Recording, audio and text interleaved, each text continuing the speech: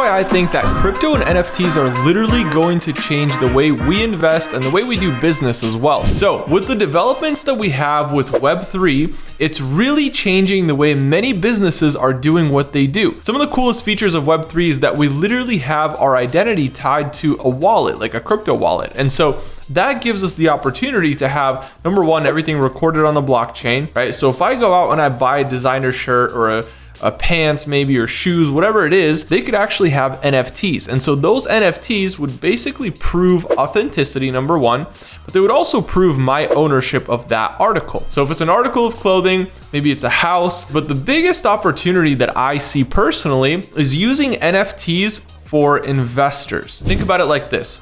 Traditionally, if you wanted to go out and you wanted to buy something really big, let's talk big things because you could do it with smaller things, but it's really more exciting when it's something bigger. Let's say you want to go out and you want to buy a private jet, or maybe you want to buy a big apartment building. Maybe you don't quite have all the cash to buy this apartment building. So what options do you currently have?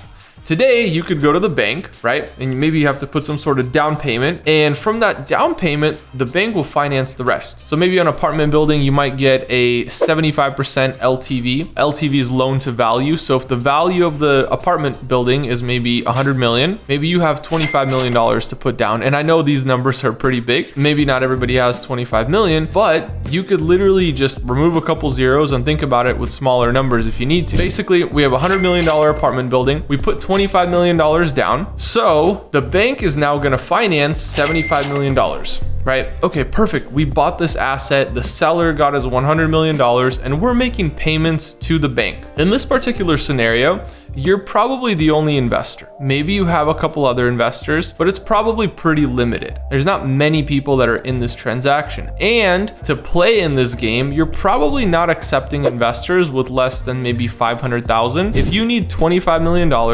and you were only collecting investments of $500,000, you would still need 50 people. So to bring together 50 people, the buy-in is 500K. That's route number one. Now, route number two is you literally go out and you find investors to finance the whole thing. So you could go out there and find $100 million worth of investors and just buy it cash. Now everybody gets a part of that profit. Now it's gonna be more investors, obviously, and you might even have to bump up your minimum from 500,000 to $1 million. Maybe some of you are thinking like, wow, I don't have 500,000, I don't have $1 million. This video doesn't pertain to me. Now, let me explain. It does because of what NFTs are doing. So think about that scenario. We have very low accessibility, right? It's very difficult to access a transaction like that to the average person. So somebody who's working at McDonald's or a gas station or Safeway or wherever it is, but they want to become an investor, they do not have access to that sort of investment because they don't have the capital that it requires to play. They might be feeling a little bit overwhelmed. They might be discouraged. I see all these investors, these millionaires, these billionaires, they're buying apartment buildings. I want to be in the multifamily game. I want to do those things, but I only have $100. They don't have enough money to invest the minimum amount. And even if they did, that money is not liquid. Like their percentage ownership is not liquid because these buildings are purchased with what's called a partnership. And you can't just dissolve a partnership because you want to pull out. That's not how it works. You cannot access your cash. It's literally locked in until everybody decides to sell. Even if you did have the $1 million or 500,000, whatever it is, and you put it into that deal, you wouldn't really have access to your cash. It's locked into that deal and you're not really able to pull it out. Again, we have low accessibility, it's locked in, low liquidity. It's not a very liquid thing. Now, NFTs are completely changing all this, by the way. So what if we could buy this apartment building and make each share of this building, right? We can have as many shares as we want. We can make 1,000 shares. We can make 1,000,000 shares. So if we have 1,000,000 shares in this $100 million building, what is each share worth? Each share, maybe each NFT, is now worth $100. If I'm an investor that wants to invest $1 million,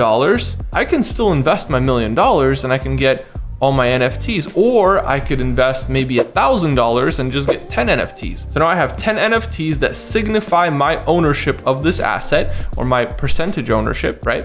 Because I only own 10 of them. I can invest $1,000. I could probably even invest just the minimum $100. If I want to just buy one NFT, I could go out on the open market and buy this portion, this percentage ownership of this asset. And now I can literally use NFTs to own this asset, and this asset is probably producing some sort of passive income for me as well. Now, there's another way to make income with a scenario like this. Let's say I buy that NFT for $100, right?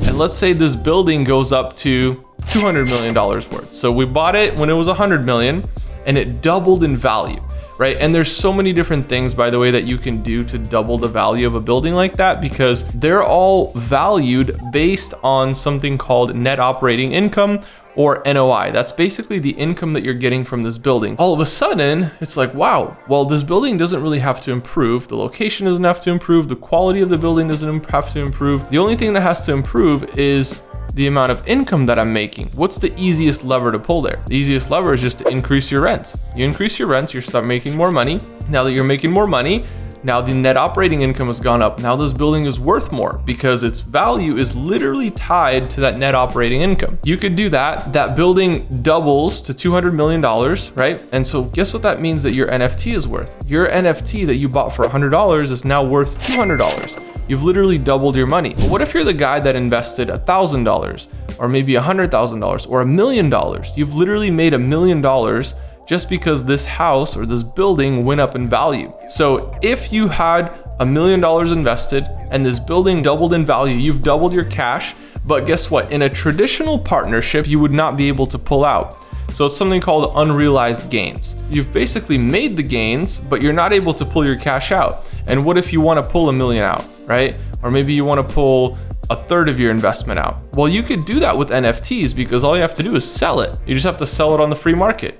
You buy this NFT for $100, you could sell it when the value doubles. So when that NFT is worth $200, you could literally sell it and you're liquid. So we have really, really high liquidity with NFTs because we can buy and sell them as we please. Now you could also potentially do something called scalping. So let's say this is a hot new project.